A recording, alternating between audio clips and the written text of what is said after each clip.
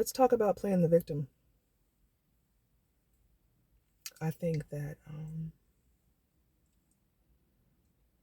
we have a habit of playing that victim role.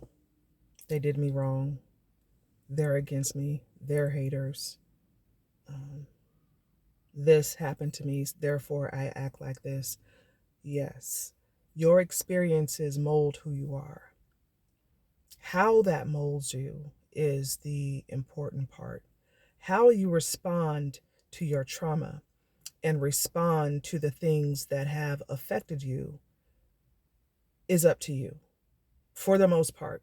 I'm not talking on the deeper level of like a mental health issue that this has brought you. Like there are multiple personality disorders and things of that nature that, OCD, things of that nature that we can't really help. I'm talking about being the victim forever. There are things that happened to me in early adulthood, high school, junior high, childhood that have molded me. And I said, oh, this happened to me, therefore I can't do this. And it is not what happened to you that makes you, it's how you respond to what happened to you. Will you allow this thing to overtake you and stop you from reaching your goal and stop you from having your self esteem and self love that you need to have, that is required to even walk this earth in an upright position? You know, um, how do these things affect you? Yeah, they still hurt and they linger on. It's little ghosts in the back of your head. But what are you doing with those ghosts? Are you controlling it or is it controlling you?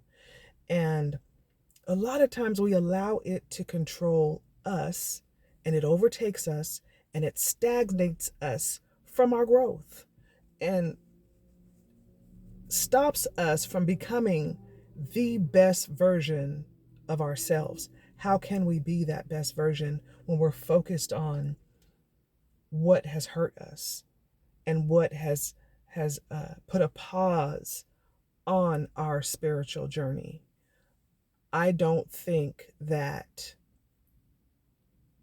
someone who is verbally abused should allow that abuser to have that much power to control you for the rest of your life. There has to be a day that you take that big old bag of words and disappointments and hurt and pain and you just drop it off and you free yourself of that heavy burden. Lay aside every weight that so easily besets you. And those things can easily beset you and easily trigger you into behaving in a certain manner. And I believe that the things that didn't kill us are the things that are supposed to allow us to magnify in our greatness. It is the fuel that we need in order to take off. A rocket cannot take off unless it is that fuel is there and that heat is right there under it, right? A hot air balloon cannot rise higher unless that heat is there to make it rise. So what are you going to do under the pressure and under the heat that life gives you? Are you going to allow it to make you cower down and and curl up in a corner and be nothing? Or are you going to step over those things and end up so high on the mountain of those things that all you can do is look down into the rubbish and the debris and say, I made it? It's a choice. It's not an easy choice. I'm not saying that getting over deep abuse is easy. I'm not saying that every day is going to be a walk in the park. No, this is something that we consciously have to work on every day until that thing in us is dead. Because words do have power. The things that people say to you do have power, but you need to learn how to overpower those things with your own words and surround yourself with people and a village and a tribe that's going to pour into you the good things about yourself and the positive things and the good vibes and the uplifting things about you or for you to uplift you. And I believe that anything is possible. And I believe that anything can change. Can these dry bones live? Yes, they can. There are deadened situations in our lives and parts of us that we feel that it's over because of certain things that has happened in our lives, but we are not victims. We are victorious.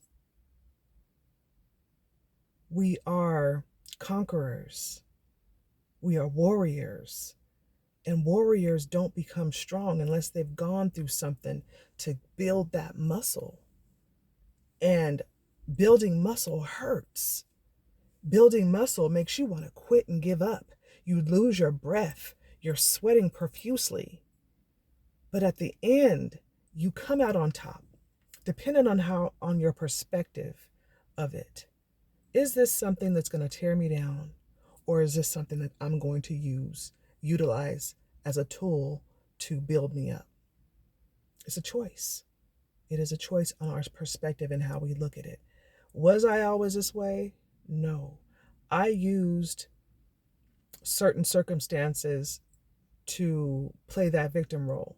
You know, I blamed things on the negative happenings in my life. And I blamed my failure on that, but really it was me having an excuse as to why I couldn't make things happen, you know.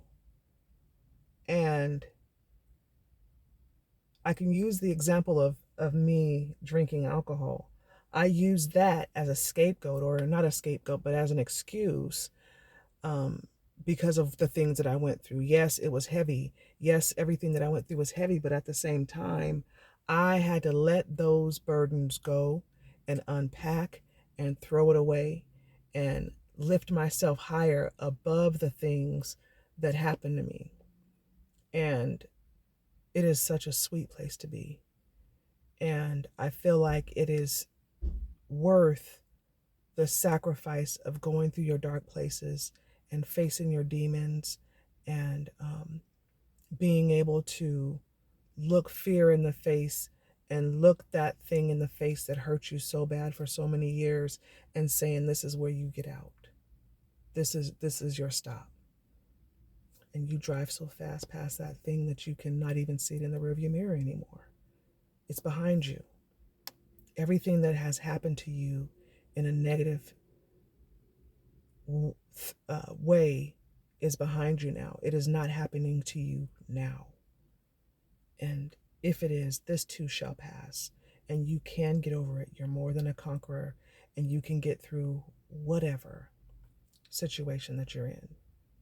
I believe that wholeheartedly. So, are we going to play the victim role, or are we going to play the victorious role? It is all up to us. Have a good day.